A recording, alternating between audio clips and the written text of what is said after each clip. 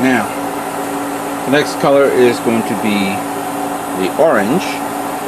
This is number 59 from Mr. Color.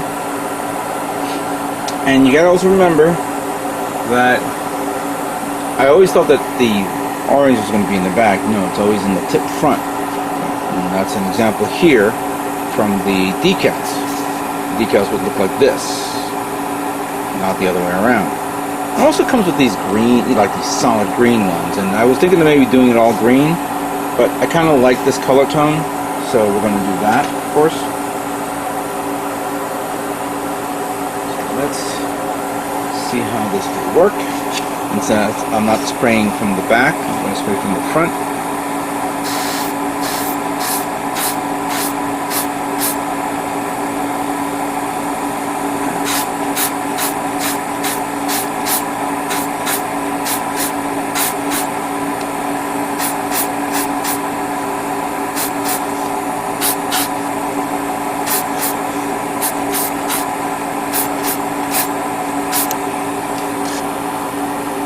That's good.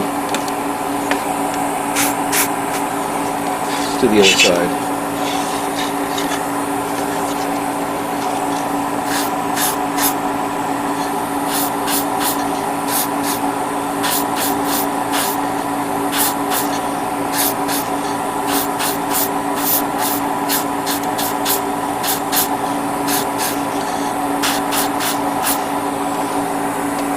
That that's even. Hold on a second, guys.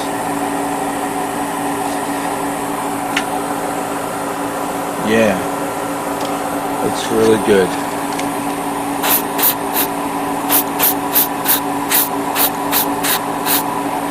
All right.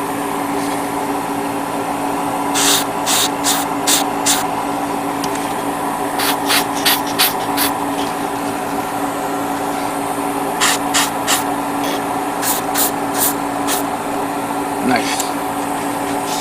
Let's let it dry. Let me do the other one. And I think we're almost done. And here it is. All three ships finally completely built and ready for display. Let's look at the first ship here, which is the cruiser. I really like this painting, how it came out. Some of the paint did bleed out, so all I had to do was put a little bit of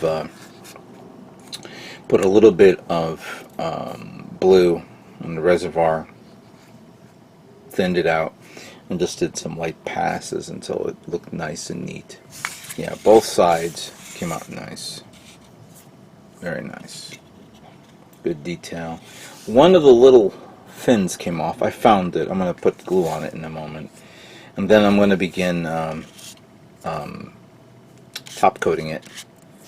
I don't think this requires any panel lining. I'll do some light panel lining here and there, but in overall it does look nice.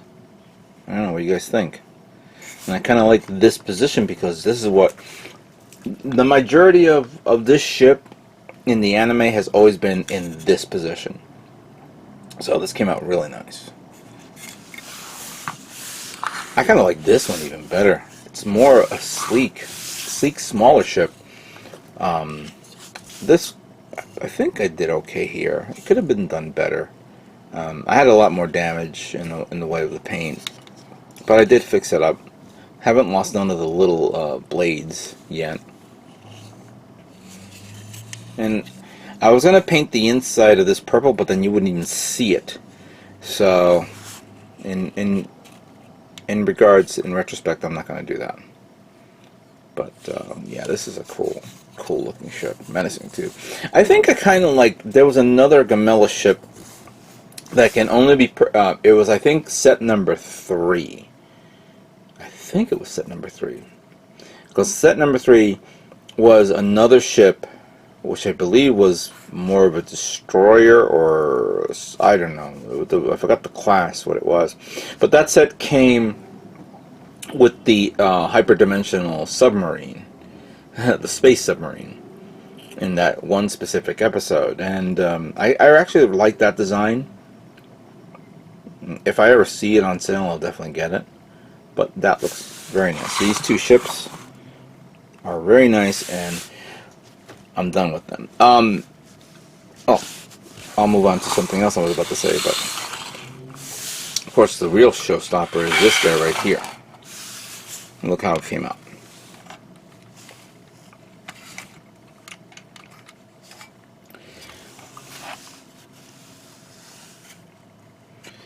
Now, I didn't have time to do the lighting, and you know what? It's getting late. I have a lot of other things to finish up and take care of, so I'm not going to put the light in the back. I was actually thinking of maybe gutting the Millennium Falcon if I can actually pop it out, but I have a feeling I might damage that kit, so we'll leave that alone for now. There's some little things that I actually want to do with a marker of some sort, or a little paintbrush. I haven't done it yet, but I will do that soon. And again, the panel lining came out nice through the when I did the wash like that, and then I spray painted it over it. So there is definitely a good look to it. I thought this was going to be terrible. The putting on the decals on top, like you see there. But if you look at it, it's almost identical. So this is actually no big deal. Speaking of decals, of course, I'm going to remove the decals to put on this, along with all the other kits that's going to go to the show. There's no decals for these guys as well, but I may pull out something and use some old decals that will maybe give it a little bit more detail, give it a little bit more look to it. Let's put this here, in this position. There you go. What do you think of that, fleet? Huh? What do you think of that? Now, what the hell is it? I had it here a minute ago. Besides what you see here, I have the little fighters that goes on this base. And forgive me, I move a lot of stuff around.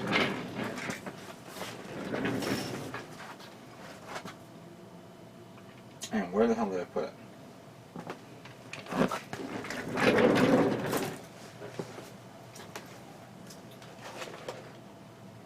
Yeah, where the hell did I put it? Oh, yeah, here it is. Oh, it fell. That's why. The little fighter crafts, I already painted it the grayish color, but I need to like go in really deep and start painting the little details to put down here. So that's easy to do. I have to actually take these bases, clean them up, and repaint them up again, so it looks nice and presentable for everybody to see at the show. Yeah, this was really cool. I like this. Let's pull out something. Hang on a second here.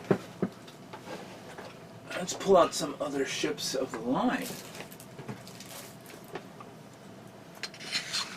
Here's the famous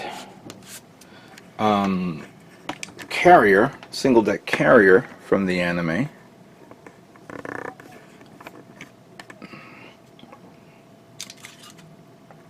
And that looks cool. Put this one here. Put that there. And I don't know if I can catch this on the table, because this kit is also huge.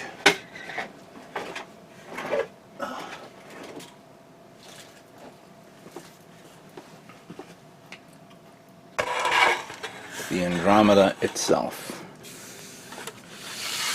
And I guess it towers everybody else. I might as well put this in the background. I have way too many, oh, one of the wings broke. Ugh. Couldn't foresee that. There you go. Actually, let me readjust this. Give me a second here. There you go. This is a lot better presentation. You know, I've had all these kits for about a good year or so, and last year I was actually saying to myself, it would be nice to fill up the entire table full of Yamato ships. I couldn't do I couldn't do this ship in time while I was doing this one, and I completely forgot I had these two guys. I think I've already built all my Yamato ships, except for one ship that's not even a ship, it's more of a fighter. But that's it. I've completely built all the Yamato ships that I have in stock. But it looks great. It does look good, and I like the overall design of the fleets and the scale. And I was a bit surprised that there's an adapter on a recently announced Dreadnought Mecha Collide ship, Dreadnought scale, Dreadnought ship in Mecha Collide scale, where you can actually get, if you get two of these, you can actually attach it to the Andromeda. This is based off a scene or something in the anime, which I haven't yet to see, so don't spoil it for me, guys, please. And that would have been great for me to do this, something like that. All I had to do was get another Dreadnought and paint it, whatever. Now you can actually get the two set Dreadnoughts. I saw it at Gundam Planet, the red and the blue one.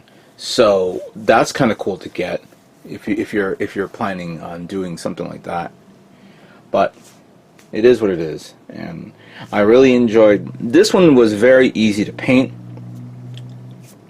Not that much of detail, except me going back to detailing a few little things here and there, especially these little notches there that look like some sort of missile or beam weapon type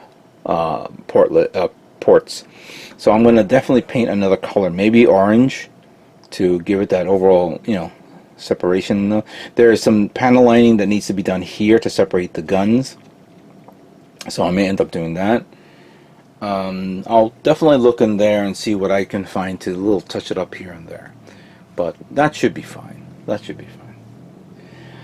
But I am done with these ships, just in time for Mosquitcon. Well, Mosquitcon is going to come up in at the end of this week. I will do a video showing off the final look at all these ships, and not only all these ships, but all the other model kits that is going to the show. Just a few, you could say, just a few, and we'll see. With that being said, I'd like to thank everyone for watching me build the my Yamato fleet for Mosquitcon. And what can I say but stay tuned for more Gundam models yet to come. You guys all have a great day.